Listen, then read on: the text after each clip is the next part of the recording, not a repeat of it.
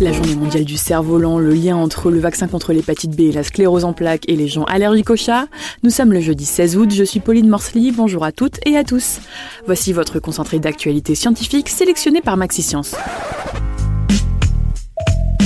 La différence entre l'homme des cavernes et nous, c'est le résultat de la science. Et ce n'est pas une opinion, c'est de la science.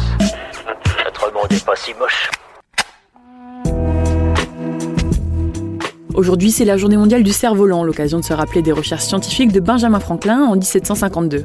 L'homme de science avait pour but de prouver que les éclairs étaient bien électriques. Son idée aurait donc été de faire voler un cerf-volant durant un orage afin qu'il soit frappé par la foudre. Cette expérience l'aurait rendu célèbre en tant qu'inventeur du paratonnerre. Bien que l'expérience du cerf-volant n'ait pas été la première à identifier la foudre, elle a permis de confirmer cette découverte. Une nouvelle étude publiée dans la revue Neurologie a réfuté le lien entre sclérose en plaques et vaccin contre l'hépatite B.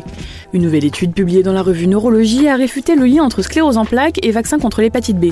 Ce n'est pas la première étude à confirmer que ce vaccin n'aurait aucune incidence sur le fait de déclarer une sclérose en plaques, idée née dans les années 90 et donc fausse selon les recherches.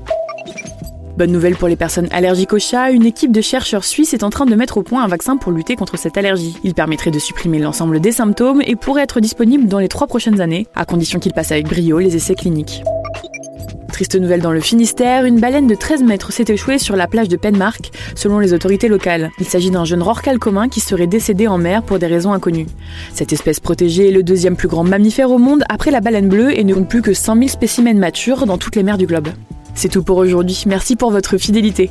Pour en savoir plus sur les news du jour, n'hésitez pas à consulter le site de Maxi-Science et en attendant, on vous dit à demain pour de nouvelles actualités scientifiques.